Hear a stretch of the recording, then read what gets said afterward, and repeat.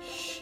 Today I'm going to teach you how to pass your IELTS test, your speaking test, with Mrs. Palmer, your IELTS teacher. Number one, your first tip is don't use big words, use small words effectively. Don't use big words, use small words effectively. So don't say, today I am having a grand and glorious day. Simply say, today is a great day and I'm glad I'm alive. IELTS examiners are trying to see if you have fluency and if you know how to use words the correct way and not in a way that most people do not speak. Most people do not say, I'm having a grand and glorious day. They say, I'm having a great day. How's yours? Second, your second tip for the IELTS examination, speaking, is to make sure that you do expand your vocabulary. So though we don't speak using all these big words, we do speak we do write using the big words. And also, if the IELTS examiner should ask you a question, you want to make sure that you can understand the question. So if you only know small words or three-letter words like big and dad and did and do and three small words, you will not be able to do well on the IELTS examination because the examiner will ask you some big words. So you have to make sure that you have some big vocabulary inside of you. And you're going to get that in the book that I'm going to recommend in the link, the vocabulary that you need in order to do well on the speaking section of the IELTS test. Third, don't look at the IELTS test as a test. I know it's a test, but don't think of it like a test. Look at the IELTS as a language because the IELTS examination is asking you to use the US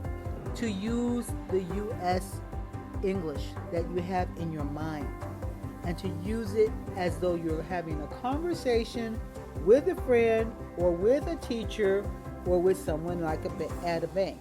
And so that is the real key to the IELTS examination. Let's try that. So what does it really look like to do IELTS speaking very well? It looks like you wake up one day, you get dressed, and you think, I have to go to the bank today. So when you go to the bank, immediately stop and think, do I know enough English to do my business at this bank? So you should be thinking, do I know what I need to ask for in English? It could be, where's the line? It could be, where do I get checks? Where can I print out some checks? It could be, is this line open? It could be, how do I make a deposit? Where is the teller? Okay, where's the teller machine? Also, once you do get in the line, is this the right place to deposit my card, my bank card? Are you my banker? I have a question about my account. So when you get inside of the bank, immediately think of what are the 10 most important actions for you to do in that bank and write them down. And then you can practice your English by going to one of the bank tellers who is at the window, and you can ask that person, I'm sorry, my English is not that good. I'm working on my English, but I need to ask you a question. How do I say this? How do I ask you about how much money is in my bank account? And stop and listen to them, and then they will tell you, this is the way that you should put that, or this is the way that you should say that, and write it down. And then every time you go to your bank, practice speaking in English, and you're going to find that your English is going up, up, and away. Fifth, paraphrasing. Paraphrasing means repeating the information that you think you heard in your own words by using your own mouth. So the next tip for you on this IELTS examination is to remember that you are having a two-way conversation between your examiner and between you. And what you're trying to say to that examiner is, I hear you. I understand what you are saying to me. Could you please repeat that one more time, please? And then you will find that that examiner will engage with you in that conversation. And so one of the things that you can ask while you're having your exam is, I believe I heard you say 1, 2, 3. Try that with me. No, don't go into your IELTS examination being nervous, being grumpy, being quiet. Try to be friendly. Work on being cheerful. So when your IELTS examiner looks at you and says, how are you doing today? With a cheerful face, look right back at him or her and say, I'm doing great, sir. I'm doing very well, ma'am. Thank you for asking. How are you? And that would be a very positive response. So smiling when you have your exam and being cheerful lets them know this person is very confident. They have really prepared very well, and they have become very happy about taking this test today. So don't go in there being nervous, because sometimes when you look nervous is saying to your examiner, I'm really not prepared for it today. I came here, but I got out of bed late. I was late on my bus. I forgot my water. Hey, it's rough. But you're acting like you really didn't take your time to prepare. And therefore you get there, am I okay? Is everything okay? Do you like me? No. They're going to be looking at you and they're going to be saying, is this person really well prepared for this examination? And you may not even have a perfect interview, but because you come into your interview, you're cheerful, you're prepared, you have your notes ready to go, your clothes are ready, you have your interview face on, they're going to love you and you're going to do very well. Number 7, let's talk about fluency. So here you are, and you're in your IELTS examination, and then your examiner asks you a question like, would you please tell us why you love swimming? So then you're asked that question, and you want to give your examiner an answer. So you're thinking, I love swimming because my friend invited me to swim in his pool and we had so much fun. And that was a really great answer. I love swimming because my friend invited me to be in his pool and we had a really great time. But that's all you said. So now the examiner is thinking, wow, this was a really great response.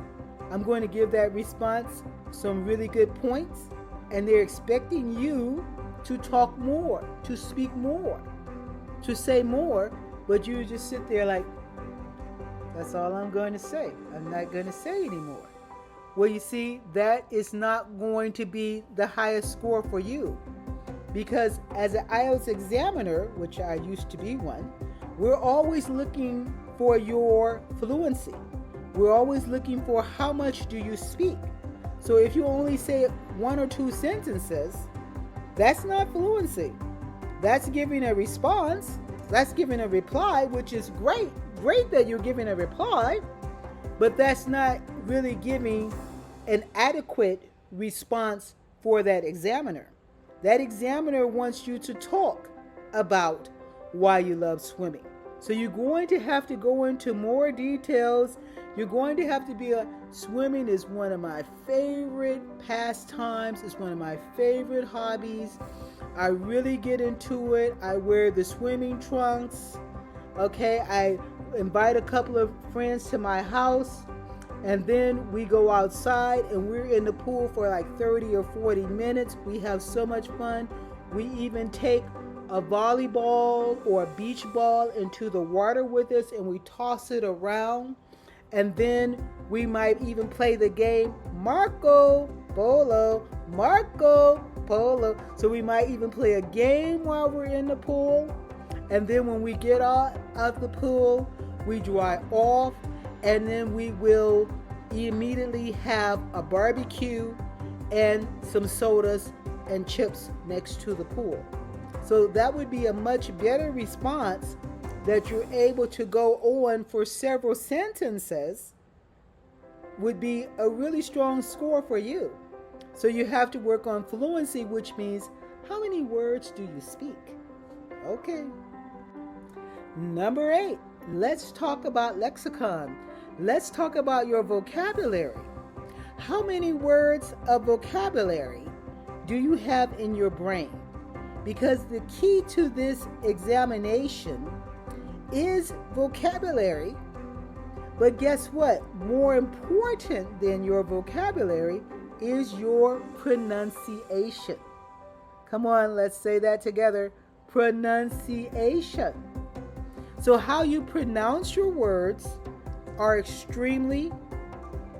words are extremely important for this examination.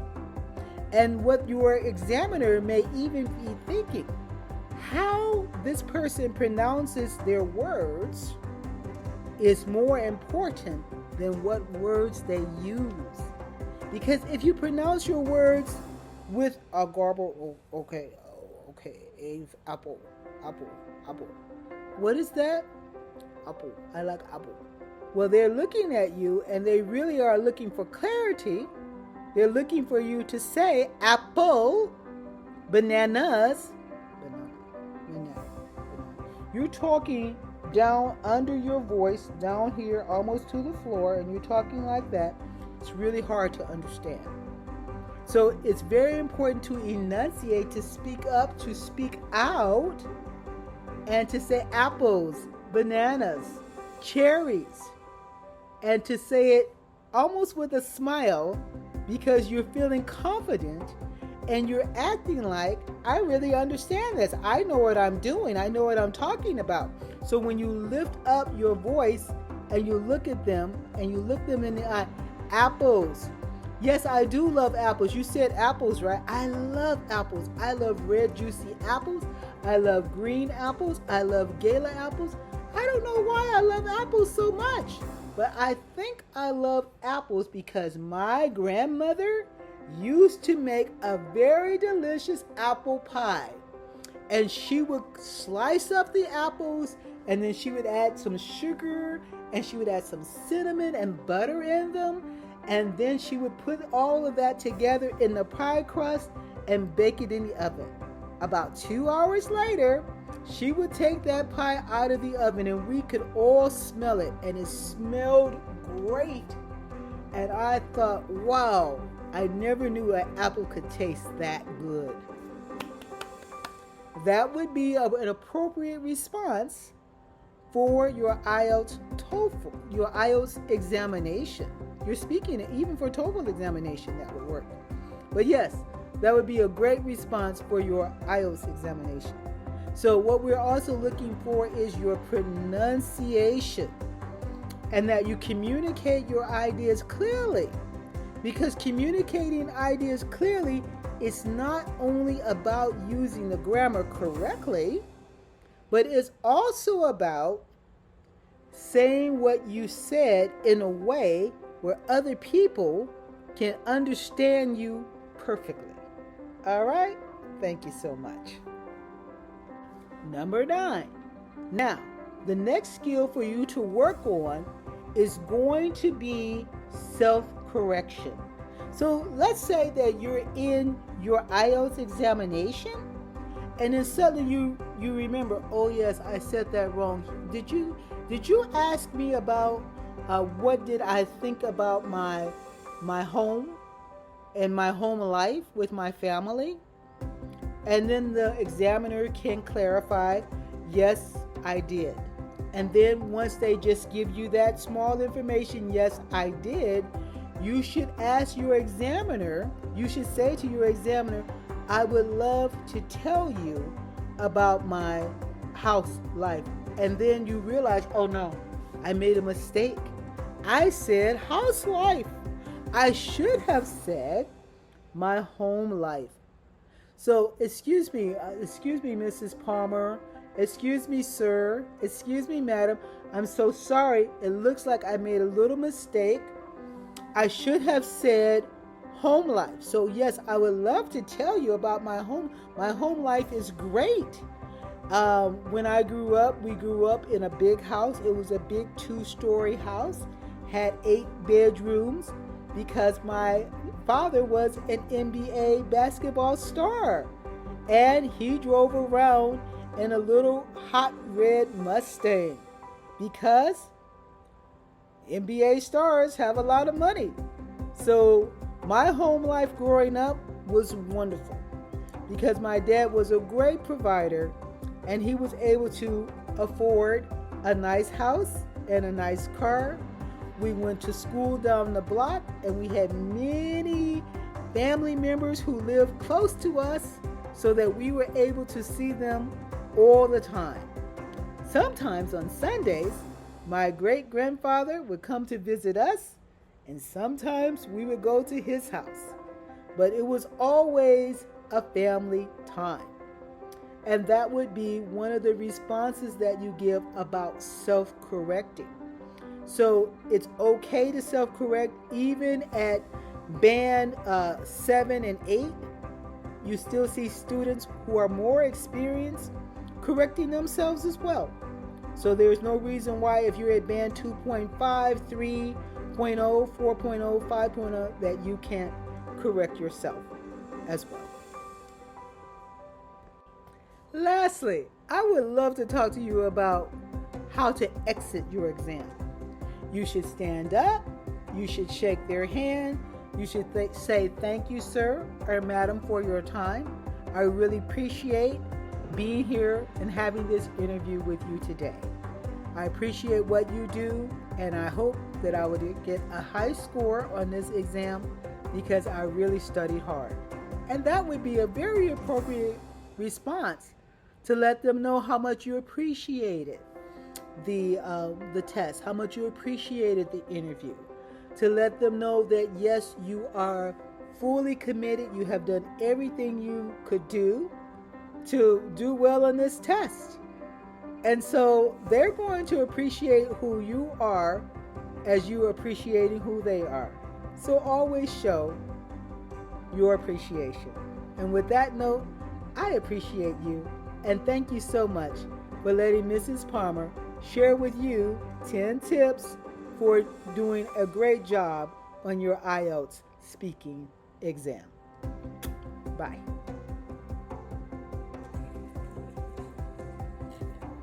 Clap, clap, clap. Who has a teacher, a good teacher now? Oh. Yes, best teacher ever. Oh. Happy birthday, teacher. Oh, thank you. So happy. Happy birthday, teacher! I love you! One lesson a day, 30-day beginner program with Mrs. Palmer, who has helped thousands